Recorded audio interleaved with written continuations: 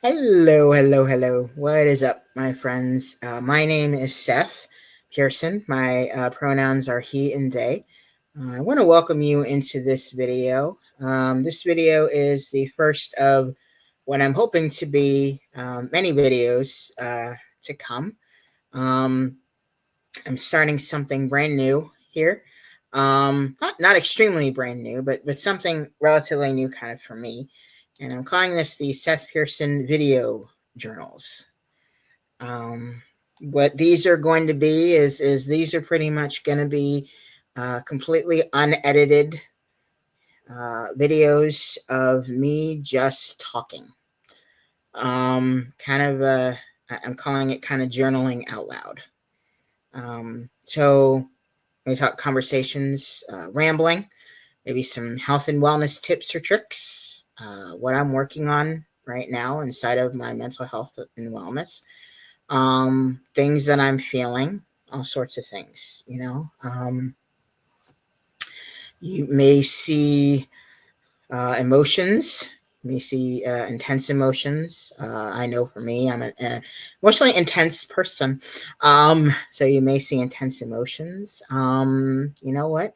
And or you may see something that may see or hear something that you can actually relate to as well. And if you can, if I talk about things that you may relate to, I would love to, start a dialogue, going, so let me know in the comments, let me know on social media, get with me on social media if you're able to. Um, I'm hoping that what these can start doing is start a dialogue going, with others, you know, that, because I think, we sometimes all are just really going through it, you know, um, and that's okay. There may be days where we just don't feel the best or, whatever, and that's okay. So some of these videos may be on the shorter end, excuse me, some of them may be on the longer end. So it'll, it'll all just kind of depend. But the reason I actually wanted to start doing these is for a few reasons. As I said, number one, try and get, like a dialogue, kind of going. Um, but also, I think another outlet for me, I journal all the time, writing wise.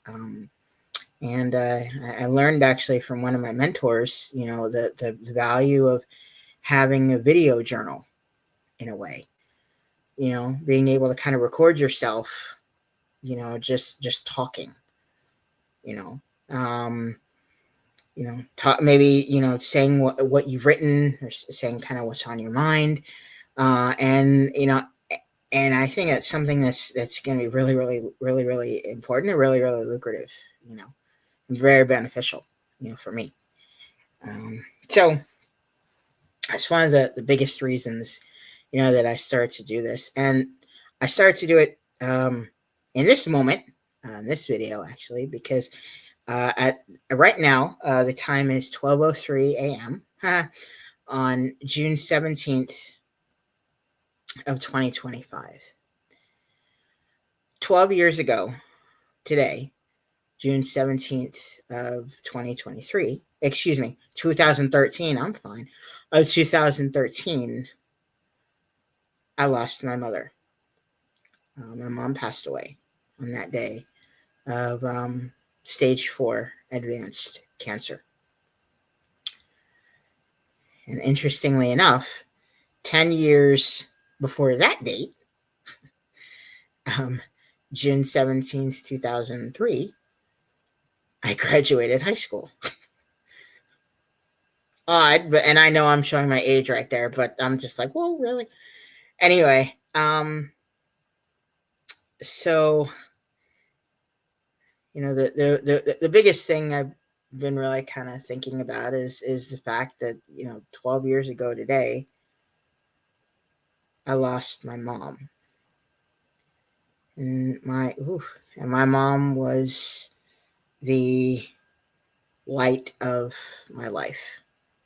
Um, She was probably one of the strongest individuals that I know.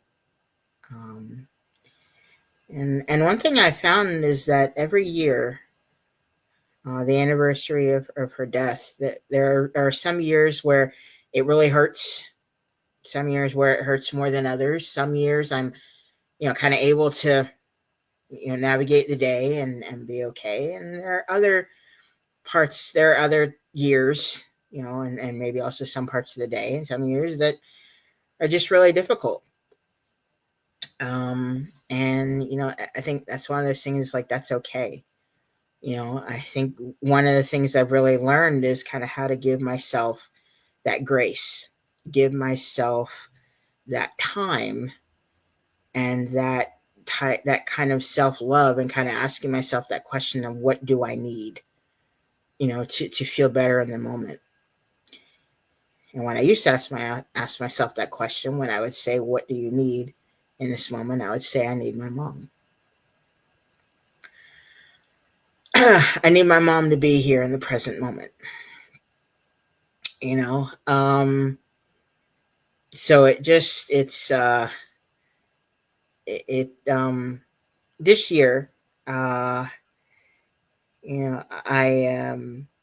I have, a type of a little bit of a plan. I find coping ahead is something that helps me. I kind of have a little bit of a coping ahead plan, to celebrate and honor my mom today, kind of around everything else that I'm doing today. Um, and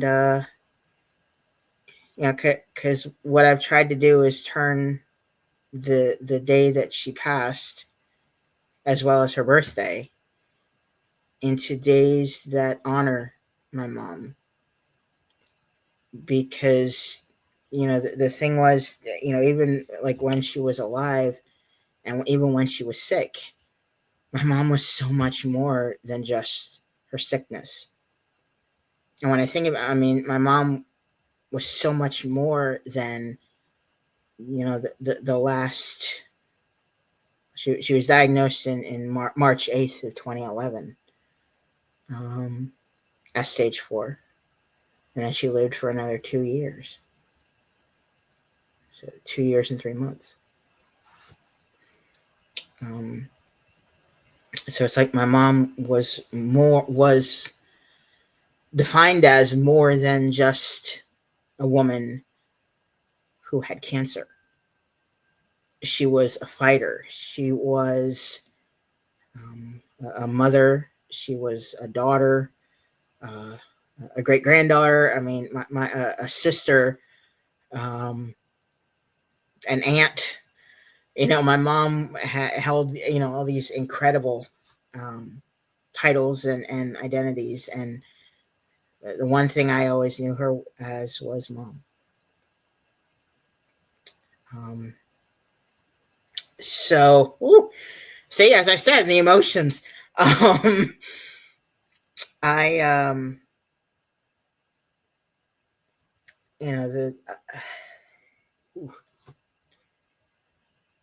as I said, there are some years where it's harder to, um, navigate the day, and some years where it's easier. Um, but one thing I have found that has been somewhat constant for the past few years is that the day before, especially late at night and into the end, it's around this time and everything, that a lot of the emotion really starts to come up. And I decided this year to kind of let that emotion go. And when I say let it go, I mean, what I normally would try and do is just stifle it, or just try and go to sleep, or just, ignore it. But one of the things I've been learning about, especially with emotion regulation, is that doesn't do me any good to do that, because it then just gets buried. So finding ways to kind of move through the emotion, just let it come, um, is helpful for me. Um, uh, for me, I lost three family members that all pretty much raised me. Uh, my mom and her parents, my grandparents. And losing all of them within a relatively short span of time, one by one after each other, was very difficult for me to kind of navigate, because I was also a type of caregiver for all three of them as well at that time. So it was like, okay, we have one passes. I feel sad and I want to be able to grieve. But I feel like I can't because I now have another family member that is sick that I need to help out and everything. So I held on to a lot of self-blame for a while. And it was maybe only until I started learning a little bit more about dialectical behavioral therapy, emotion regulation, as well as this aspect of the circle of control, that I realized what I was actually in control of and what I really wasn't in control of. And that is really has helped me to heal in a way. I'm always going to miss my mom.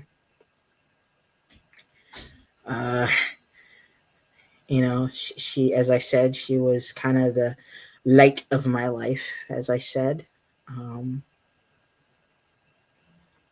Making her proud is